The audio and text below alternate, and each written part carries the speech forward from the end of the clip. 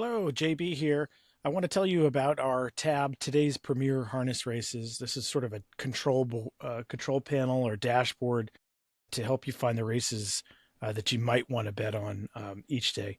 So on harnesselite.com, on the homepage or from the main menu, just click on today's races.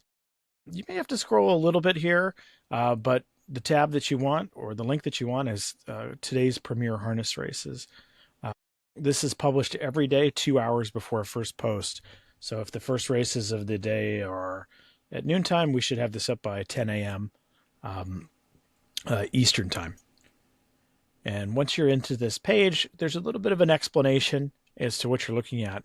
But this is sort of a condensed list of the top races of the day across the United States and Canada. Now, what I want to take you through real quick are just the fundamentals, right? So of course, you've got the race date, the track, the race number, the post time, gate, sort of pace or trot, the purse, the field size. This is the field size as of the night before, the night prior. So there may be changes there. Field strength, class index, CI, and pay predictor, three statistics that I'll take you through in a second that are our own race selection tools. And then condition, right? So this is basically right out of the condition book, right out of the PPs. And it's going to just let you read what kind of race it is. Again, it's meant to be a little bit easier for you. Okay, so let me refresh this. Went off the page. Let me tell you about field strength.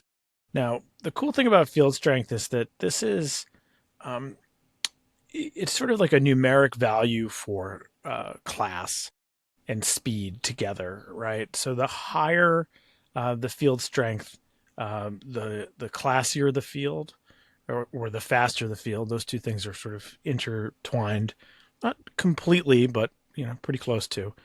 And of course, there's also purse is also used in field strength. So as field strength rises, basically as a bettor, as a gambler, you've got a race where the horses are in it to win it, so to speak, that they're probably in form or showing some degree of form. Again, as the rank is this field strength goes higher. And this is a really important consideration when it comes to selecting races to bet on. Now, it's not the only way that I select the races that I'm going to bet on. I like to scan this each day. This is a tool I developed for myself to help make sure I understand where the best betting opportunities could be for that day.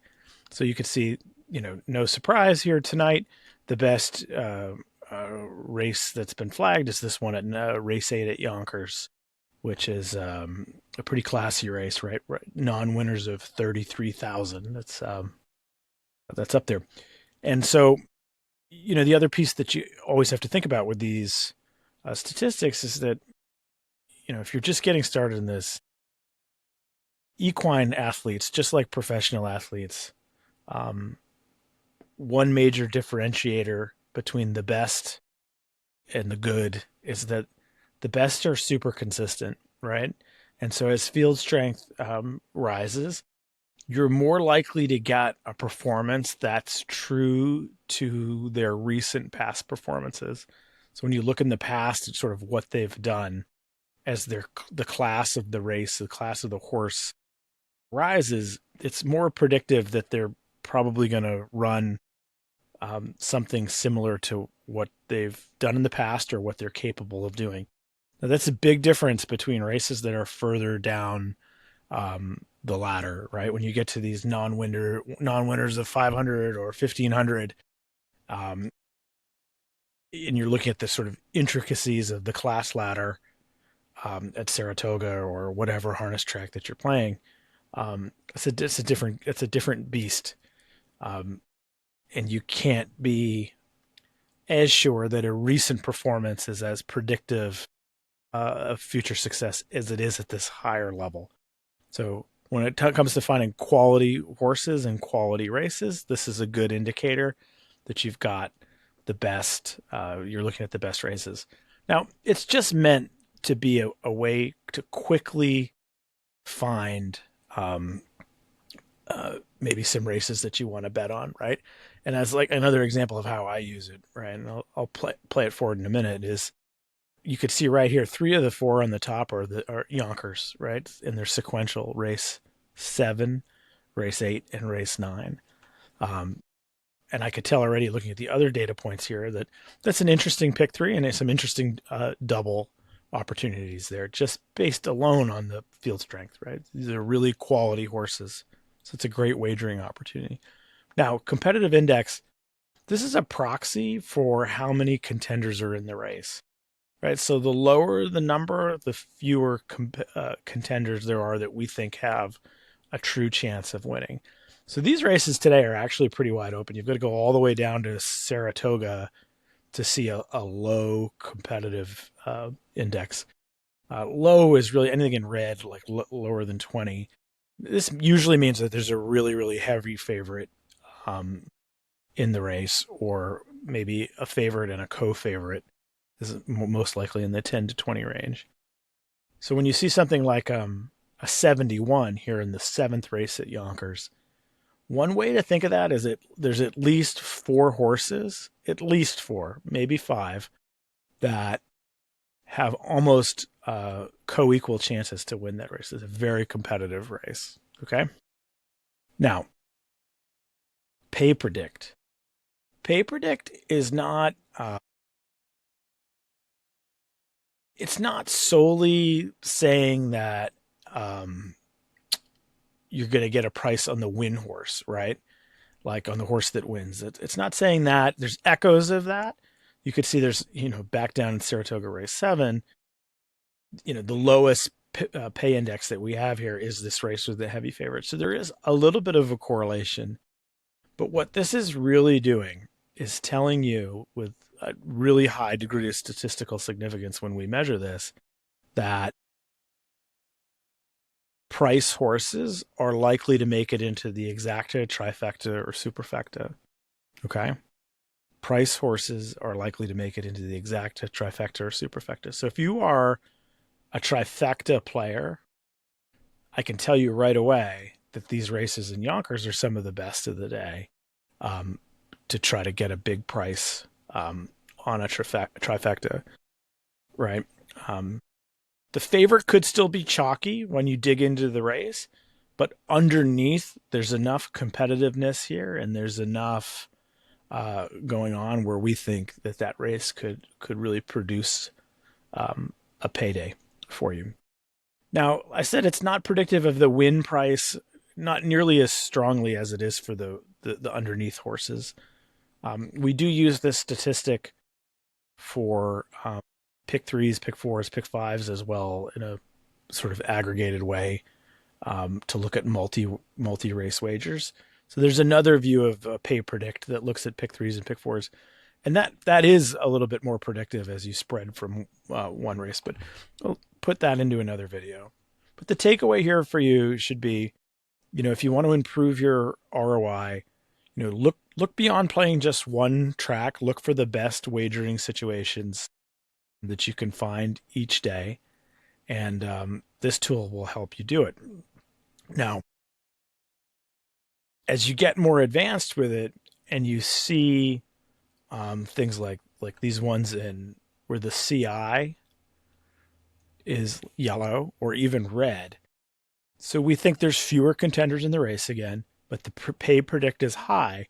This is a very, very major flag that this is a wonderful exacta race, right? We know who might be on top, and it's probably one horse, 2 or 3 horses, but probably really just 1 or 2 that are going to be on top. But we think there's a whole slew of them that could be underneath that are likely to come home at a price. So this is how I use this every day, right? The yellow in competitive index, green in pay predict. That is an exacta race all day, right? Green across the board like this for me, that usually means like Dutch bets on the win side, right? Like, I use the predicted off odds that you could see in other places on the website, and I'm probably going to bet multiple horses to win if I see something that I like. Right? Something like this where there's here again Saratoga race 7. There's a heavy favorite, and there's probably a co-favorite because the pay predict is so low as well. That is definitely not an exacta race for me. This is probably a race where I'm going to bet. I'm either going to try to beat the favorite with a win place bet, or I'm going to bet the favorite to place. That's how I would approach that, right? Here's another one, Yonkers race 5. Have probably one heavy favorite, maybe two, right? You can see the red here in competitive index and the green on pay predict. This is definitely another exacta race where I'm going to put a favorite over 2 or 3 horses that are price horses.